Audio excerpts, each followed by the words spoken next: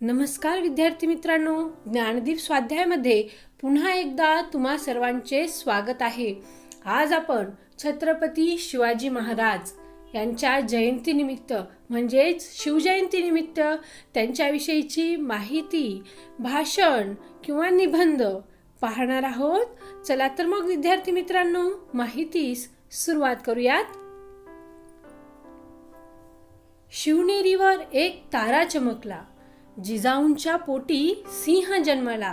मानाचा मुजरा करतो शिवाजी महाराजांना, ज्यांनी मराठी मातीत भगवा झेंडा रोवला।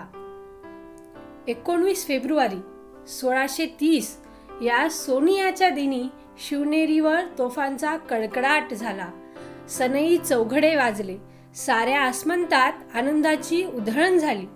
या थोर दिनी मासाहेब जिजाऊंच्या पोटी बाळ शिवाजीचा जन्म झाला।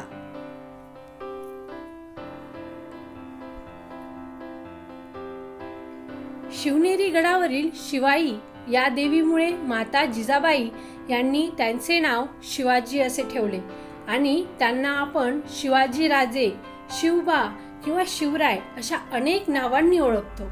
शिवाजींचे वडील शहाजी राजे आणि आईचे नाव जिजाबाई। मासाहेब जिजाऊंनी या धार्मिक स्वभावाच्या असूनही गुण स्वभाव आणि व्यवहारात वीर स्त्री होत्या। या कारणास्तव त्यांनी रामायण, महाभारत आणि इतर भारतीय शूर आत्म्यांच्या तेजस्वी कथा ऐकून आणि शिकवून बाळ शिवाचे संगोपन केले। लहानपणी शिवाजी आपल्या वयाच्या मुलांना गोळा करून त्यांचे नेता बनून किल्ले लढवण्याचा आणि जिंकण्याचा खेळ खेळत असे। दादा कोंडदेव यांच्या आधिपत्याखाली ते सर्व प्रकारच्या युद्धशास्त्रात पारंगत झाले। धर्म, संस्कृती आणि राजकारण याबाबतही योग्य ते शिक्षण दिले गेले। त्या काळात परमसंत समर्थ रामदास यांच्या संपर्कात येऊन शिवाजी पूर्णपणे देशभक्त, कर्तव्यदक्ष आणि कष्टाळू योद्धा बनले।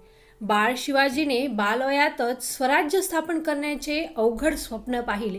स्वराज्य निर्मितीच्या कार्यात त्यांना अनेक अडथळे आले, पण स्वराज्य निर्मितीच्या ध्येयापासून ते किंचितही बाजूला सरले नाहीत। तानाजी मालुसरे, बाजीप्रभू देशपांडे, जीवा महाल, शिवा काशीद, हिरोजी फर्जत, नेताजी पालकर आदी जीवाला जीव देणारे मावळे त्यांनी तयार केले। शिस्तबद्ध लष्कर आणि प्रशासकीय यंत्रणेच्या बळावर शिवाजी महाराजांनी एक सामर्थ्यशाली राज्य निर्माण केले। इसवी सन 1640 मध्ये शिवरायांचा विवाह सईबाई निंबाळकर यांच्याशी झाला। इसवी सन 1645 मध्ये शिवरायांनी आदिलशहाच्या पुणे प्रदेशाच्या आजूबाजूचा कोंढाणा, तोरणा, सिंहगड, पुरंदर या किल्ल्याचा ताबा घेतला होता।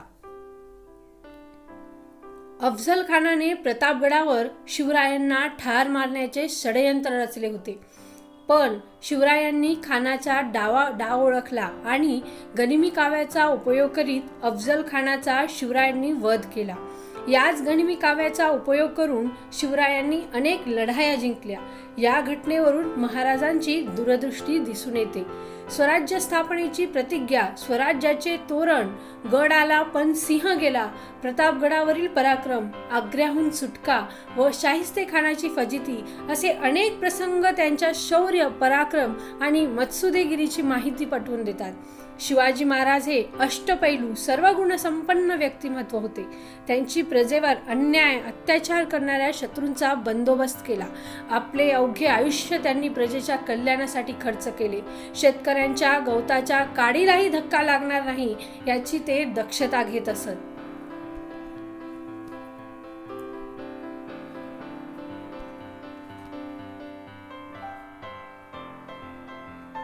सिंहाची चाल, गरुडाची नजर, स्त्रियांचा आदर, शत्रूचे मर्दन असे असावे मावळ्यांचे वर्तन। सिंहाची चाल, गरुडाची नजर, स्त्रियांचा आदर, शत्रूंचे मर्दन असे असावे मावळ्यांचे वर्तन ही छत्रपती शिवरायांची शिकवण अशा या महान लोककल्याणकारी राजाचा मृत्यू दिनांक 6 एप्रिल 1680 रोजी रायगडावर झाला। आज जरी ते आपल्यात नाहीत तरी त्यांचे कार्य, साहस, जनतेविषयी भावना आजही आपल्याला चांगले काम करण्याची प्रेरणा व शक्ती देतात. इतिहासाच्या पानावर, रयतेच्या मनावर, मातीच्या कणावर आणि विश्वासाच्या प्रमाणावर राज्य करणारा राजा म्हणजेच राजा शिवछत्रपती महाराज. अशा या महान राजास माझा कोटी कोटी प्रणाम.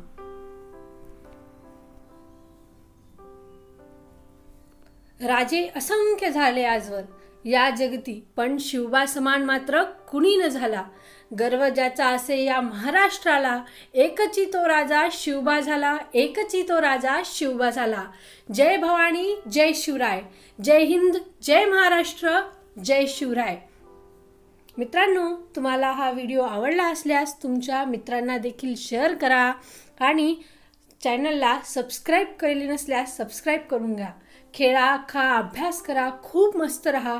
तुम्हाला पुढील शैक्षणिक वाटचालीस गुड लक मित्रांनो.